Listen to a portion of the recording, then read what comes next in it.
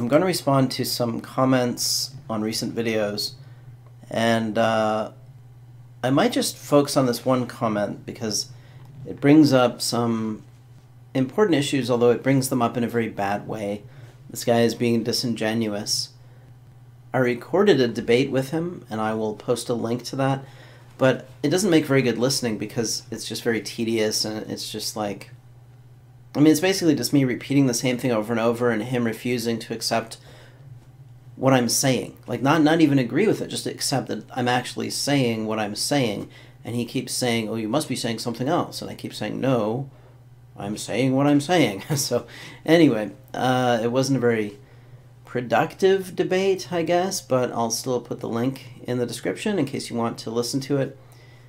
But I will talk about this this topic. Okay, so I'm just going to read his comment, and then I'll go through my response to it, some of the back and forth, and then I'll expand on it as I go. Okay, so this is from Different T, and it's on Talking to Arval about liberalism and rationality. He thinks he's found a contradiction, and he pseudo-quotes me 3 times. Okay, so he says, BG, I can't hold contradictions in my head at once. And that's in quotes. Then he says, also BG, we can't escape subjectivity.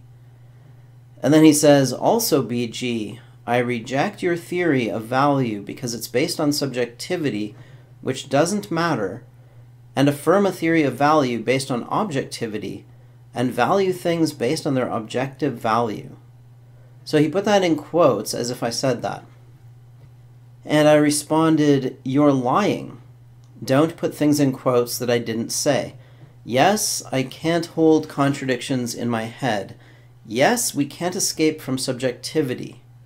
The rest is a lie. I didn't say anything like that. I don't believe in objective value.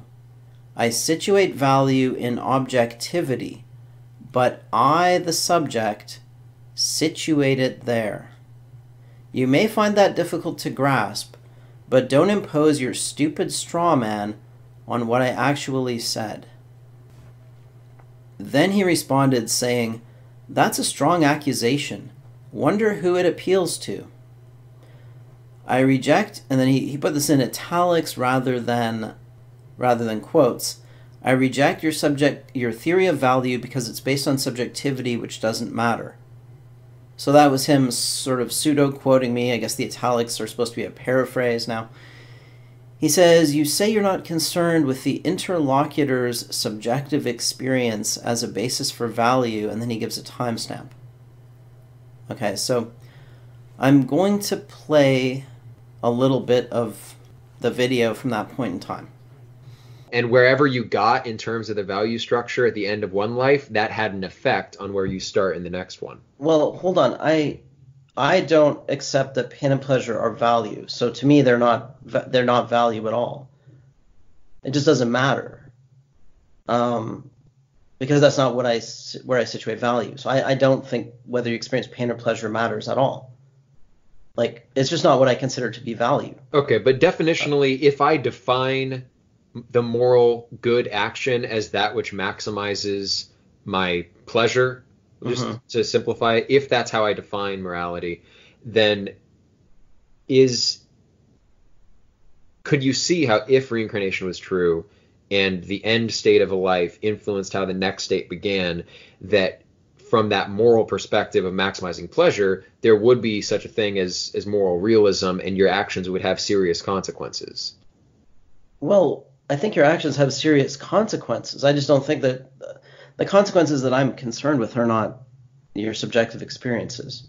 So that there's some big differences there, like in our value theories, right? Like, I situate value in the objective world, like where it's a subject-object relation. I value that. So it's not like I don't value the value relation to me. It doesn't go out from me and then back into my head. Like, I value my pleasure. It is I value this thing in reality. Like, I value reproducing. Okay, I think that's enough to get an idea of what I actually said. I'm just going to go back and read what he paraphrased that as, so you can see that it really is very different from what I actually said. His paraphrase was, I reject your theory of value because it's based on subjectivity, which doesn't matter, and affirm a theory of value based on objectivity and value things based on their objective value. Okay, so that's totally different from what I said. What I said was I situate value in objectivity or in the real world. I value that, right? The subject is involved in the valuing. I value that. That's what I said. He just doesn't like it. He can't deal with it. He can't cope with that. He has to try and force it into something else because he doesn't want to deal with what I actually said. Okay, anyway, so that's that little snippet from the video. He again sort of pseudo quotes me saying, affirm a theory of value based on objectivity. I didn't say that. Then he says, what can I situate value in objectivity mean other than value is based in objectivity? To say it is situated in objectivity necessarily implies that you, the inmate, he means the inmate of subjectivity, have access to a valid category of the objective, and values must come from this category. And he points to another timestamp a little bit later that we've already played. Then he quotes me again, BG, I don't believe in objective value. Also BG, I value this thing in reality, and puts the timestamp. Right, and there's no contradiction between I don't believe in objective value and I value this thing in reality. Because I value this thing in reality has the word I, which is the subject. It says I value. It's something I do. It doesn't mean there is value out there and I see it or discover it or perceive it. I project it onto reality. And that's what he's not understanding or doesn't want to understand or whatever. Anyway, I said, lol, dude, you pretended that I said something I didn't, and that's a lie. So he's complaining about me calling him a liar, but he's a liar, right? He totally misparaphrased what I said and put it in quotes. You know, and he did that not because he was trying to understand it. Like he could have said, it seems to me that what you're saying is this, and I don't understand your position here because there seems to be a contradiction. But instead he put it in quotes and this little silly, you know, these little silly paraphrases as if this was some kind of gotcha. Ooh, look, I caught you in a contradiction. But no, you didn't catch me in a contradiction. You lied. You took what I said, completely changed it, misparaphrased. Well, you just ignored what I said, really. Then you put a paraphrase out there that's very different. And then you claimed I contradicted myself because yes, your paraphrase contradicts what I said. Yeah, but what I said doesn't contradict what I said. Anyway, then I said, you ignored what I said, go back and listen from 145, which is the clip I just played.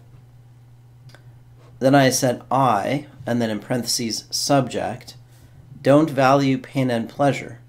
I, subject, don't situate value in my subjective experiences. In my worldview, value is a subject-object relation. The subject values something in objective reality via a model of what exists in objective reality and what has value to the subject.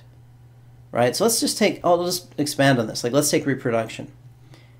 Before I had kids, I valued having kids. And what that means is that I valued that outcome being real. I valued that becoming true. It wasn't true. I didn't have kids. That idea of having kids was not a description of reality. It was a model of value. It was a model of, you know, what I should pursue, what I should try to do. It wasn't just a model of action either. It didn't specify how I was going to do it, but it was just an idea of what I should try to do. So I had the value, then that value in the context of all kinds of other knowledge generated action toward that goal, and then eventually I had kids, right? That's the nature of value. It comes from me, but it's projected into reality, and if I succeed in making it real, then I have not only projected an idea onto reality, I have projected that idea onto reality in the sense that I have made it real, right? So now I have made that idea into a reality by having children. All right, anyway, I'll go back to reading what I said here. So I said, via a model of what exists in objective reality and what has value to the subject. Value is subjective in that it is relative to the valuer. I don't believe in value independent of the subject. So no, to situate value in objective reality does not mean that I, the inmate, have access to a valid category of the objective, and values must come from this category. The values come from me and are applied to reality via representations. So that's the fundamental point, and that's what he just can't accept. And I think he can't accept it because if he accepted it, he would have to admit that there's nothing incoherent about my worldview. Because he's coming at this, which I found out later, but I kind of knew, or I guessed. Well, honestly, there were two possibilities, but one of them became more clear when I was talking to him. That he's coming at this from a religious perspective. He's a theist. And he believes that you must have God to make life meaningful. Okay, so, and he thinks, well, look, this atheist can't possibly have meaning, and oh, so there must be an incoherence.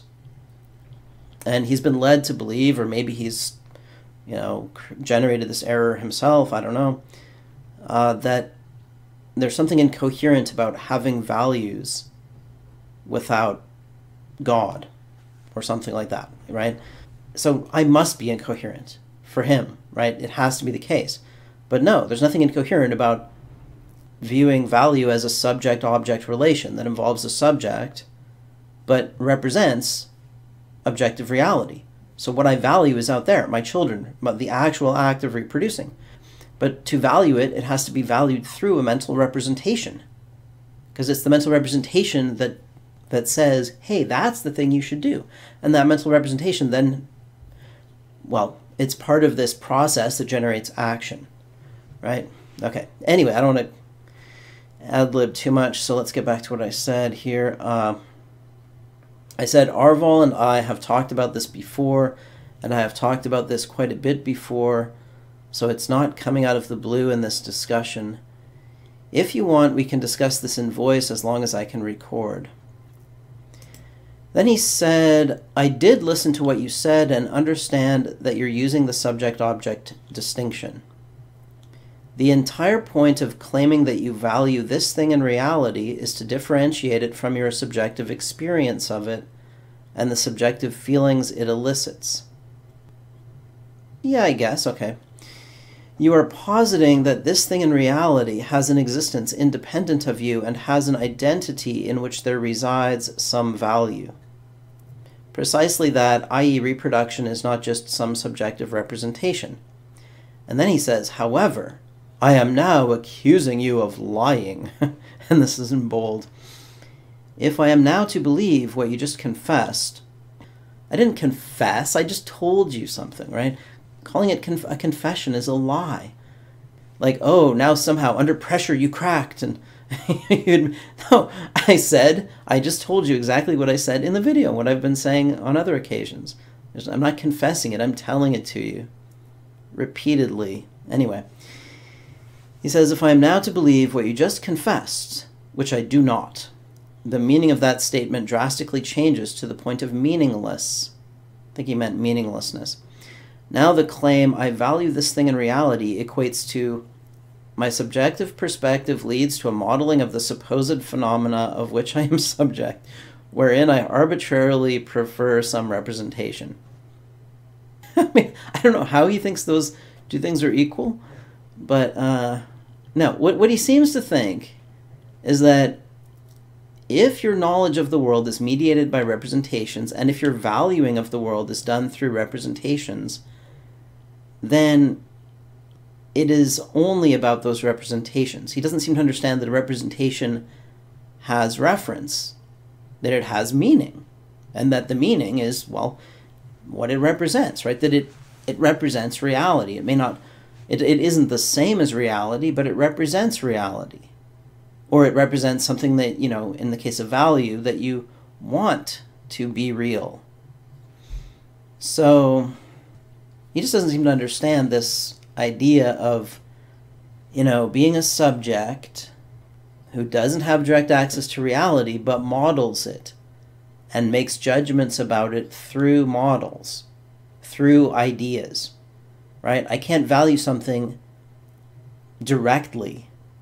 In the discussion we had, I used this metaphor of, it's not a little ghost that flies out of my head and goes over to the thing and hugs it. I have an idea of it in my head, and that's how I project value onto it. When I project value onto it, I project it onto it through the idea, just as I understand the world through ideas. I can project value onto the world through ideas, but the value is still being projected onto the world, just as my knowledge of something is ultimately coming from the world, or it's about the world, right? Like when I have knowledge of a tree, and I use this example a lot in the discussion, it's not knowledge of the representation, it's knowledge of the actual tree. It is about something out there. It is an attempt to understand or describe reality.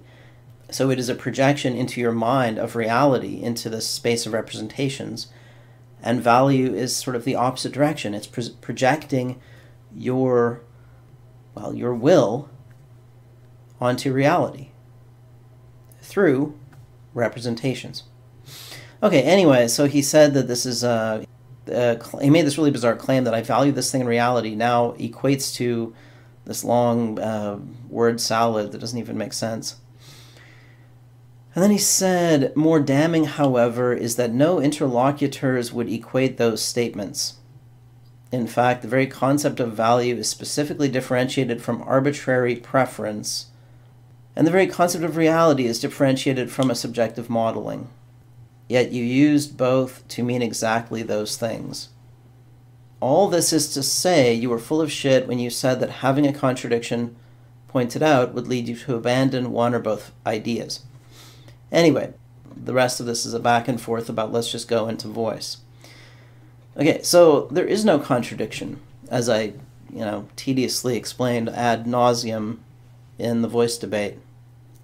He doesn't seem able to grasp that a subject can relate to objective reality through ideas, and that we have these different ways of relating to reality, truth and value. Now, if he wants to claim that this somehow negates value, like he says value is specifically differentiated from arbitrary preference. No, I don't think it is. I mean, I don't know, the word arbitrary he quibbled over in our discussion because he said it just means preference, but if in that case it would be redundant in this context. But no, value in a sense does mean preference. If you value something, you prefer it. That's what value is. And yes, reality is differentiated from subjective modeling, but that doesn't mean that we have any access to it other than through subjective models. So I can believe in objective reality without having any access to it directly. Like my mind can't, reach out, jump out of my head and fly over there and hug a tree. I can only form a model in my head of a tree, and that model is going to be based on sensation and perception and, various mental processes and existing knowledge that I acquired by induction from experience, etc., etc. Does that mean if I have that model of my psychology that I can't believe anything about the world? No, it just means that my knowledge of it, at least in my theory of what's going on when I look at a tree, that my knowledge of it is not direct but indirect, that it consists of mental representations. Right? That I don't think the tree is in my head or my mind flies out of my skull and goes into the tree, but instead I think that information from the tree propagates through various causal mechanisms into my brain, affects a representation, and that representation is my knowledge of the tree. And the same kind of thing applies here when we're talking about value, that I have a representation of something that I value, and that representation might be connected to reality through my muscles, right? I go out and do something to try and make it real. And preferences come into that, right? The subjective preferences are in me. They're not in the thing itself, they're in me, and that's what gives it value to me. It's that I have preferences, that I have a brain that makes value judgments. And yeah, ultimately those do come from emotions, but that doesn't mean that I must value emotional experience. And in fact, I think that's a kind of means-ends conflation. To situate purpose within one's subjectivity is a kind of means-ends confusion, but that's not the main issue here. The main issue is he just doesn't seem to understand or accept this theory that I'm putting forth, this view of my relation to the world, that my knowledge of the world and my valuing of one thing versus another are mediated through representations, and that the value is not something that comes from the thing in itself. It's not that reproduction is intrinsically valuable in some cosmic sense. It's valuable to me because I value it, because I have this idea in my head that says you should do that. That's good for you. Anyway, all right, well, that was very long. And, yeah, I don't know. I've been getting into a lot of these discussions lately, and what I'm learning from these discussions in Discord and with this guy, actually, it's good because I'm getting a sense of the various challenges of communication that are involved in this. Because to me, these things don't seem that difficult to understand. But then I've had these things in my head for a long time, and I'm learning that, yeah, there are challenges in communicating these ideas. But the biggest challenge is always the closed mind of the other person. The fact that they have some vested interest in not understanding you, not agreeing with you. And this whole thing was from the very beginning disingenuous. It was in bad faith from the very beginning, so. Like so many things on the internet. But c'est la vie. All right, let's see. I'll do some more since I still have time on the clock. Okay, here's another one on that video by 2 Cents. He said, people have been trying to engage with globalists for decades, not with a lot of success. And then Joshua replied to him saying, like a gazelle engaging with a big cat. Well, the problem here is this conflation of globalists with smart people. Like what I'm trying to engage with, basically, I would like to engage with smart people. Okay, I'm not interested in dumb people because they're not going to understand what's going on. I want to engage with smart people who care about the future and are willing to do something to try to ensure that we have a future. You know that saying that the white nationalists like, secure a future for white children or whatever. I would like to secure that future, but, more generally for humanity. And a future in which we're not going back to subsistence agriculture.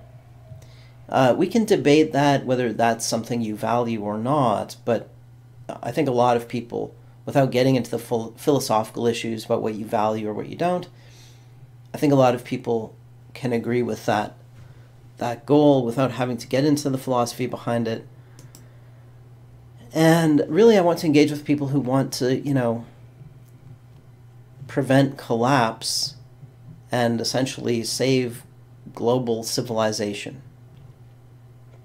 And I think when he says globalists, he means, whatever his conception is of the current global elite. And that's not what I mean, right?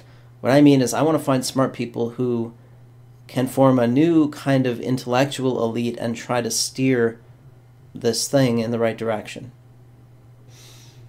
I would like to act in history. I understand that's extremely difficult, probably not going to work, but, the way I see it, we're on a collision course with reality. It's not going to be pretty. It's like the Titanic heading for the iceberg. And I would really like to develop some group of people on the Titanic who are willing to try to get the course changed. All right, then he said, responding to Joe Schmo, they sound at the beginning anyway like nationalists are just a bunch of backwards isolationists and against any global-wide organizational effort to deal with 21st century tech and environmental issues. Well, it's not just tech and environmental issues, it's human issues. All the issues we talk about are human issues, like dysgenics, overpopulation. And yeah, you never hear nationalists trying to address those things on a global level. They just assume that their ideology would fix it, right? Like you'll hear people like Ramsey Paul say things like, well, if we just stop giving aid to the Africans and don't let them into our countries, nature will solve their population problem, right? He's not interested in global solutions to problems, he thinks, and a lot of these guys, they just seem to think that, well, if we just isolate ourselves, have our separate societies, and reduce or eliminate the movement of people across borders, then that's it. We have no more problems. And that is kind of retarded. That is kind of stupid. It doesn't solve the problem of war, right? That's one of the reasons why there's this distaste for nationalism, because there were big wars in the past that were started to some extent by nationalism. The big wars of the 20th century were somewhat nationalistic. I wouldn't put all the blame on nationalism, but that is the story, right? And yeah, they're like romantically attached to some ideal from the past, like the white race, which in a place like the United States is effectively over. The United States is not a white country now, so what are you going to do, right? And all this obsession about the white race is not going to solve any of our problems.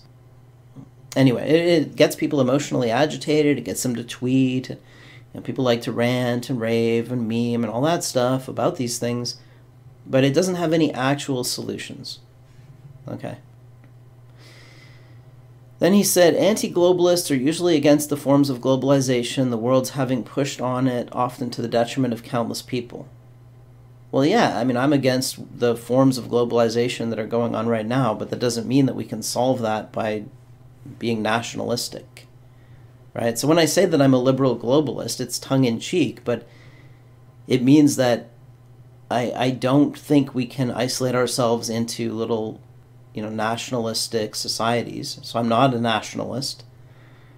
And I'm a liberal in the sense that I believe in this core idea of liberalism, which is that we solve problems with rationality rather than emotion and violence wherever possible.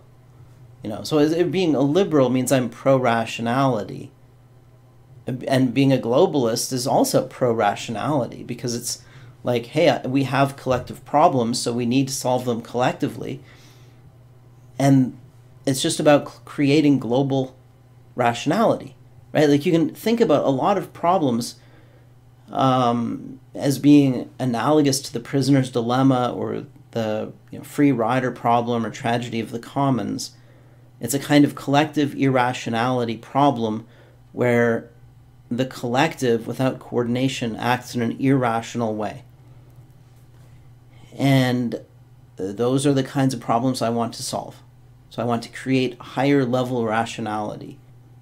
And I guess the other thing, though, the approach of being obnoxious to people who have power might make you friends on the internet. It might be based, it might get you attention. But if you want to solve problems in the real world, you need ideally to get people with power on your side. And you don't generally get them on your side by being obnoxious toward them. You generally get them on your side by being persuasive. Saying, hey, look, we have a common interest in this thing not crashing. So like jumping up and down on the deck of the Titanic, screaming the captain is an asshole, is not a good way to get the captain to change course. If you have a way to get into the steering room or whatever it's called and get the captain out of there and change course, fine.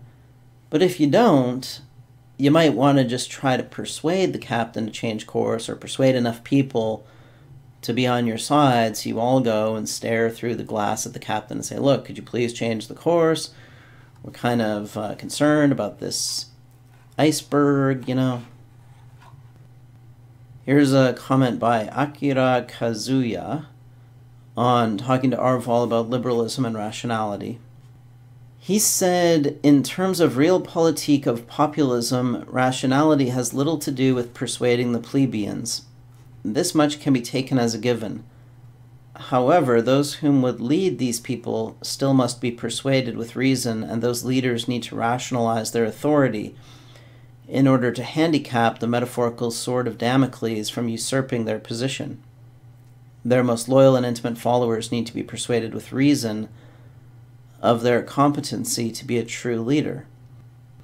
The paradox, however, is that by promoting anti-rationalism to the population, destroys any justification for the regime and retards the process of passing on these foundational ideals, memes, to future generations.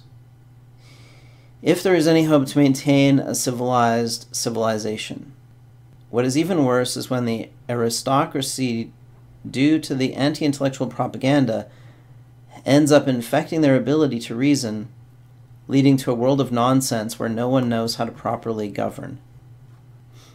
Right, so what I think he's saying there with that paradox is that you can't use rationality to persuade the masses. So you need some other way to persuade them. However, this other thing, let's call it religion or whatever, can escape from your control. And it can then create this mass desire to realize this ideal in reality that can never be realized. Kind of like communism. And the religion can also affect or infect the aristocracy, making them believers in it, true believers, so that they're not aware of what they're doing. They no longer see it as just something we have to tell the masses because, we have to keep them in line or give them some kind of justification for what we're doing. They start believing it, and then the whole thing becomes detached from reality. Right? And then it doesn't work, and then it just ends in failure. All right, well, I pretty much agree, so there's not much to say about that, except that I agree, and good comment. Okay, here is one by Radel. I seem to recall this guy's name used to be Radel Grebdron, but now it's Radel. Radel Grebdron is a great name. I don't know, is there some meaning to that? Grebdron? I don't know. If there is, I don't know what it is. Nordberg?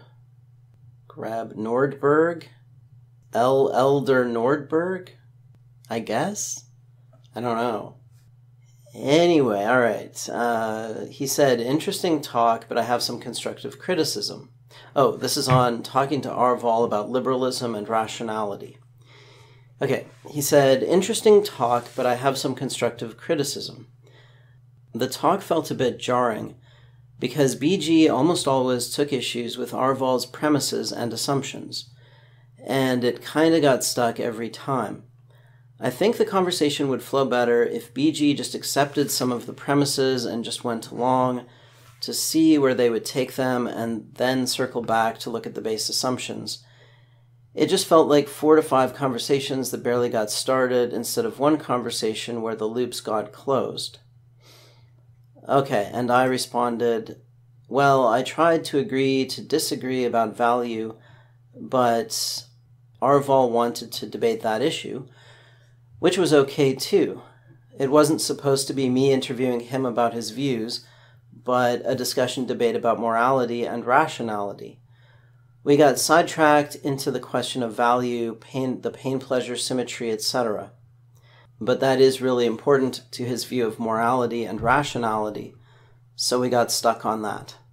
So yeah, I mean, these kinds of discussions don't always go the way that I would want them to go. Now, what I really wanted to talk about was actually morality versus rationality. In my opinion, morality is the problem. Or maybe you could say morality is the biggest obstacle to solving our real problems. Okay, so let's take something like eugenics. Eugenics is a necessity. It's an absolute necessity. There's no way to maintain complex civilization for more than a few hundred years without some kind of eugenics. You're just feeding on biological capital that has been stored up, and when it runs out, then the civilization is going to collapse, right? So we're not just feeding on fossil fuels, we're feeding on biological capital that we have accumulated over thousands of years. Okay. Now, when Dawkins even uses the word, he even says that eugenics is possible, so he's not even saying it's good. Yeah, I don't think he has the freedom internally or externally to believe that eugenics is good, so he has to believe it's bad. But even him saying it's possible creates this huge controversy, and people are, jumping up and down to prove that it must be impossible. This is a perfect example of the moralistic fallacy, right? People believe that if something is evil, then it must not be permitted by nature.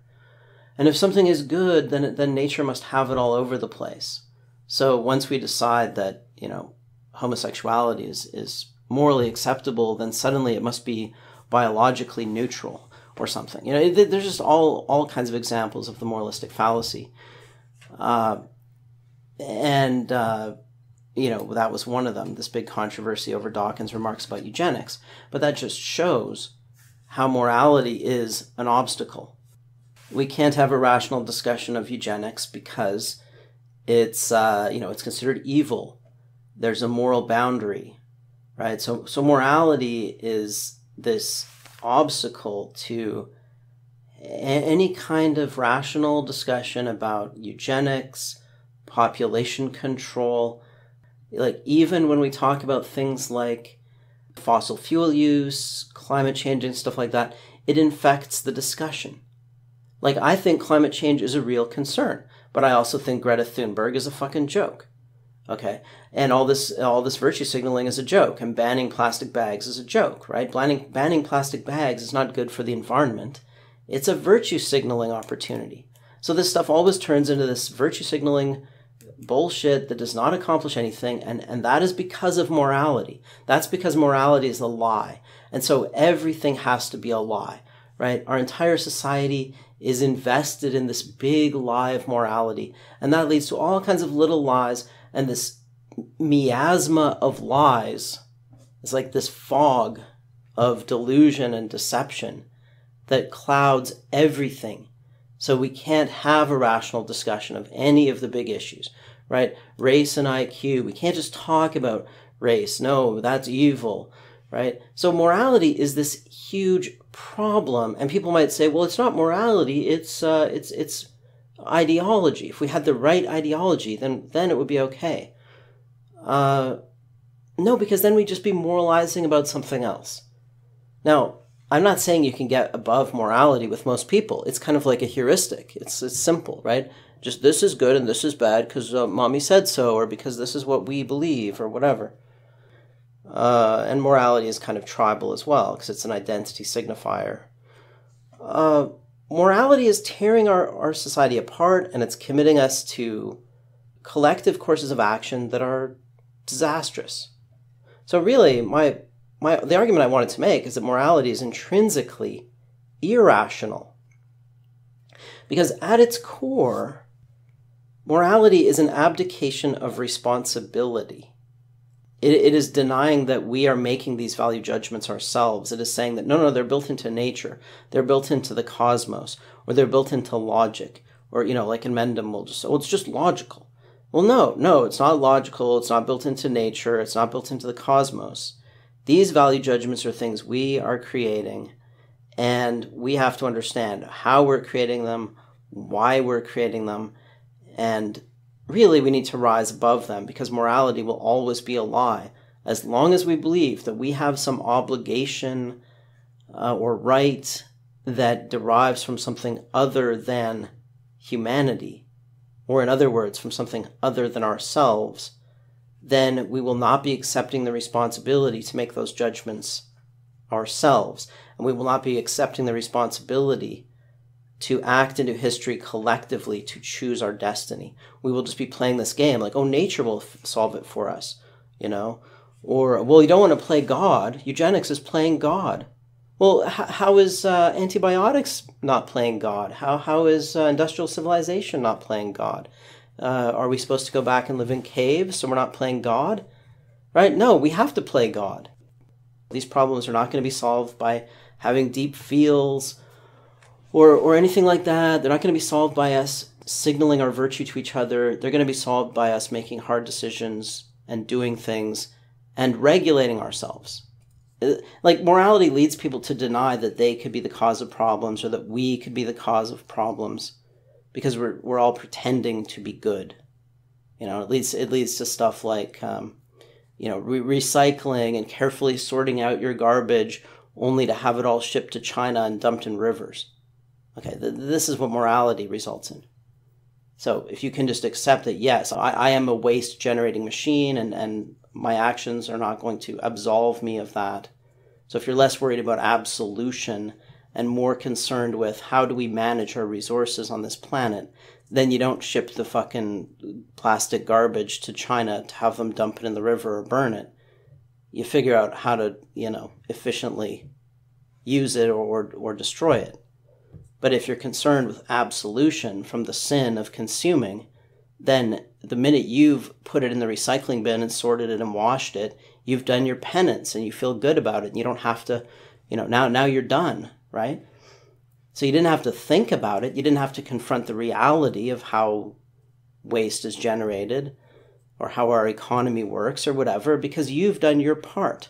You've washed the sin off your hands by washing the little jars and pieces of plastic garbage, even though you haven't actually accomplished anything because it costs more energy to ship all that crap to, pick it up in 2 different trucks and ship it to China and all this, we're doing all these stupid things to sustain these delusions, these lies. And yeah, it's pretty hard to be rational when you've got to lie. And morality is a big lie. I've always wanted to make a video, or at least a blog post, titled "Good is Not Great." Like a kind of riff on Christopher Hitchens' book, God is Not Great. I want to go through all the ways that good is the source of problems, that morality is the cause of problems, or an obstacle to solving them. But anyway. Okay, let's move on to another comment.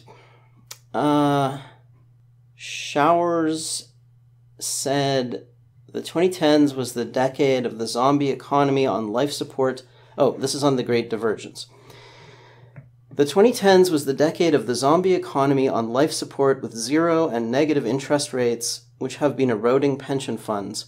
The stock market and real estate has meanwhile gone crazy since there is nowhere else to put your money.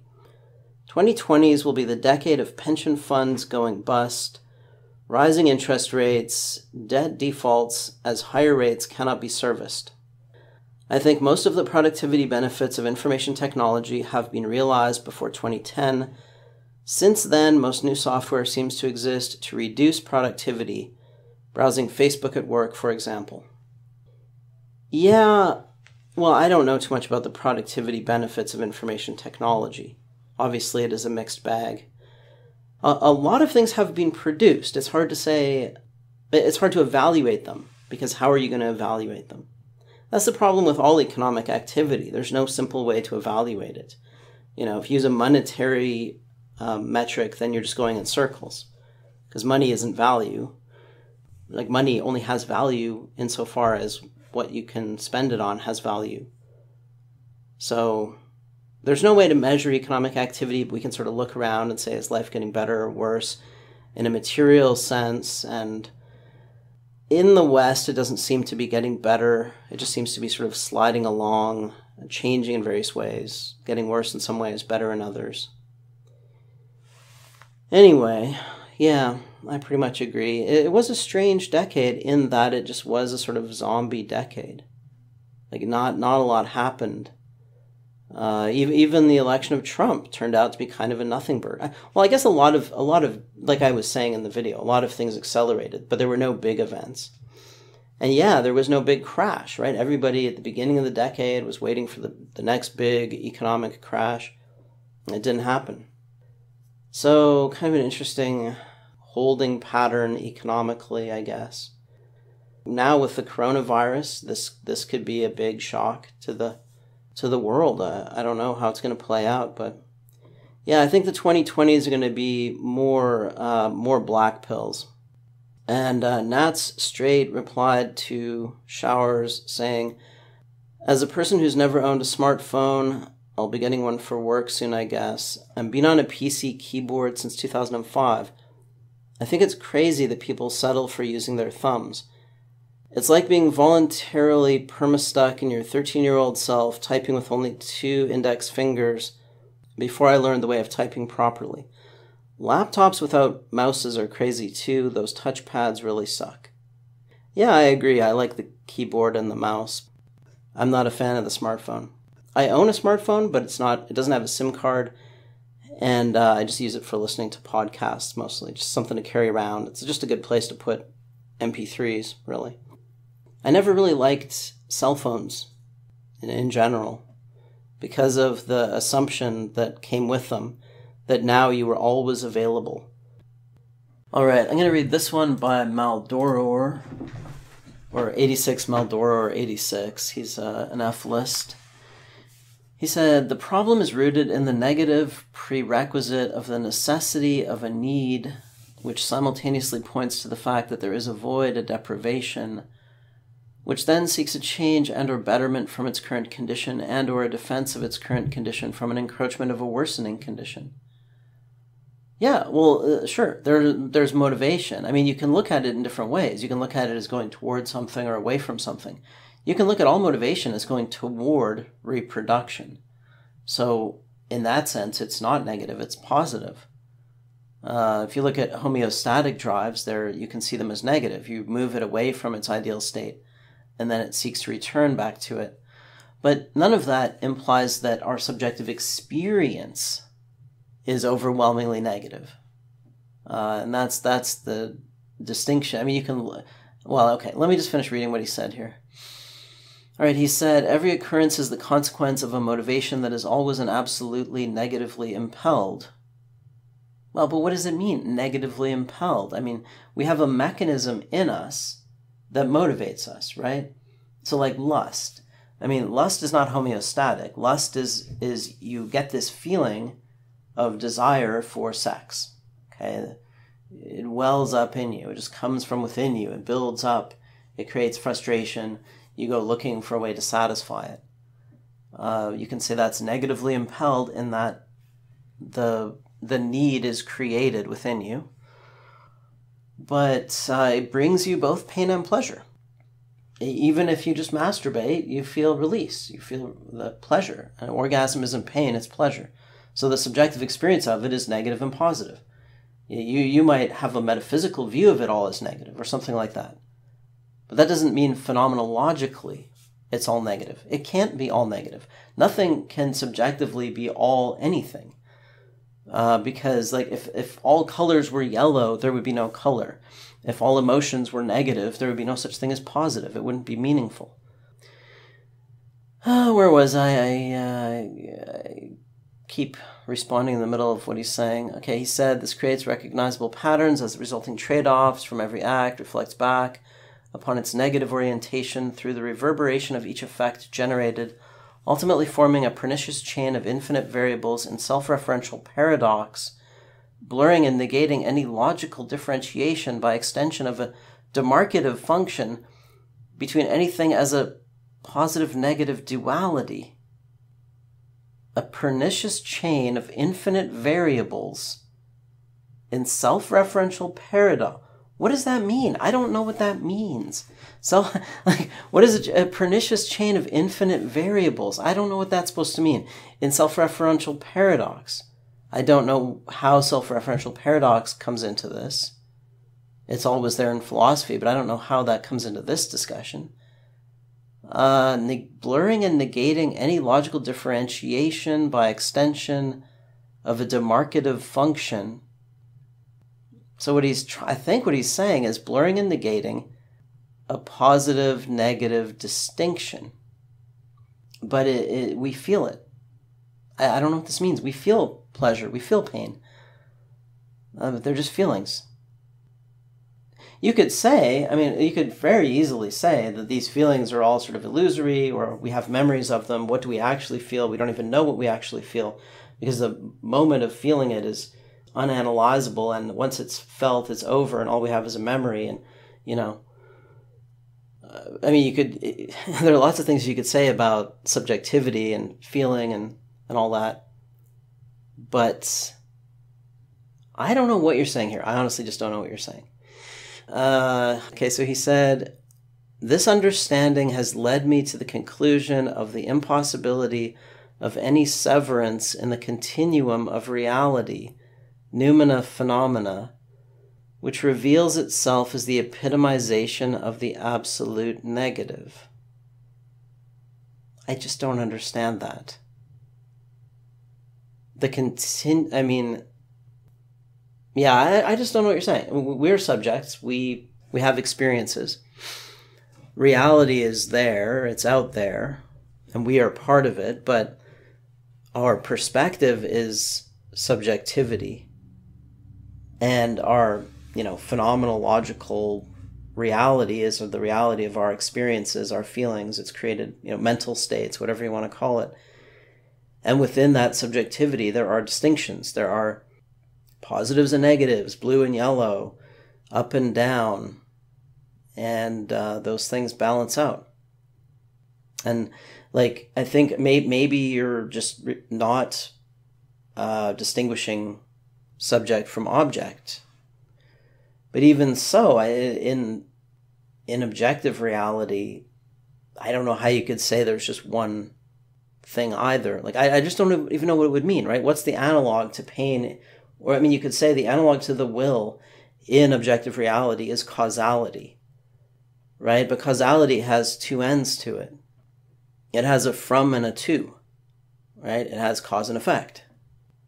What would it mean for causality to be negative? Negative in what sense? Negative in a value sense? If you're looking at things objectively from a God's eye view, there's no value at all.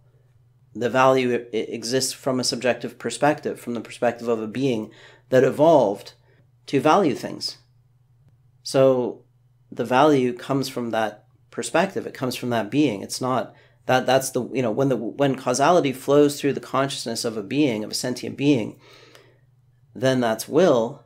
That will is part of a process that evolved to make that being act in a goal-directed way to solve problems that lead to reproduction. That will is not overwhelmingly experienced as negative. It's experienced as both negative and positive. In reality, it doesn't have a value component. From no perspective, there isn't a value component. There's only a value component from a subjective perspective.